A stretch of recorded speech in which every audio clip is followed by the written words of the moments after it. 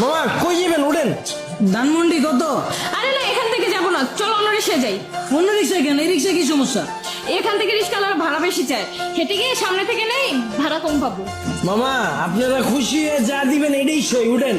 আরে তুমি জানো না, ওরা এই কথা বলে, পরে রিক্সা থেকে নামার সময় কাহিনী শুরু করে দেয়। তুমি তো কাহিনী করতেছো। একটু আগে বাসের হেল্পারে দেখে গেলে বাসে উঠবা না, এখন আবার রিক্সাও তোমার সমস্যা। সব জায়গায় গেলে তোমার সমস্যা আর সমস্যা। আমার পা ব্যথা হয়ে গেছে, আমি হাঁটতে পারবো না, আমি রিক্সায় যাবো। ওঠো। হ্যাঁ মামা আমি ওইটাই কইতাছি, এই জায়গায় অন্য কোনো রিক্সা পাইবেন না, উঠেন। ওঠো ওঠো, চলো মামা। কি খেলা দেখাইলি রে টুম্পা, শিখলাম। মামা তুমি টুম্বা কই লাগা? টুম্বা কেডা? মামা কঠিন কাহিনী, আমার গার্লফ্রেন্ডের নাম ছিল টুম্পা। কি কও মামা? আমার গার্লফ্রেন্ডের নাম তো টুম্পা। কি কও মামা, আসলেই? হ্যাঁ, কিন্তু মামা তুমি রিক্সা চালাও, ওর প্রেমও করো, ব্যাপারটা কিন্তু ইন্টারেস্টিং। না মামা প্রেম করি না তো, করতাম। আর রিক্সা চালায় তো প্রেম করি নাই মামা, ওর লাগে প্রেম করছি দেখে আজকে আমার রিক্সা চালাইতে হইতাছে। আর নাহলে তো মামা আজকে আপনার জায়গায় থাকতাম।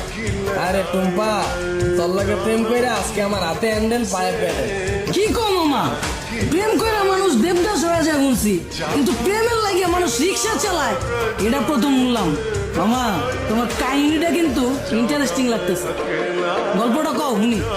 আরে বাবু কি শুরু করছো? ওনার এই ফালতু গল্প শুনে আমাদের সময় নষ্ট করে লাভ আছে। তার চাইতে চলো তুমি হেডফোন বের করো, আমরা গান শুনি। আরে না, মামার কাহিনীটা অনেক ইন্টারেস্টিং, মামা তুমি কও।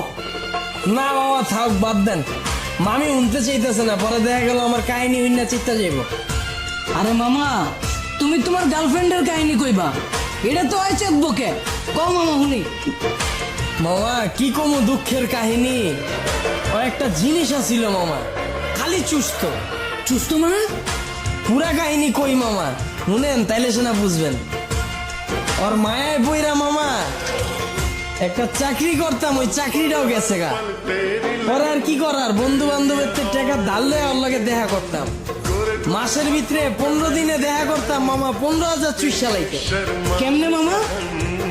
মামা হয়তো মাইয়া ছিল না মামা, হয়তো পিশাচা ছিল, রক্তের মতো টাকা খালি চুইসা খায়া ফেলাইতো। তাও মামা মনের বুঝ দিতে পারতাম, যদি মামা দইরা রাখতে পারতাম। মামা গার্লফ্রেন্ড গেছে কে কেমনে? মামা আমার চাকরি তো চুইসাই দিছে। এরপরে মামা বন্ধু বান্ধবের যে টাকা ধার করছিলাম, ওর টাকা তো আর শোধ করতে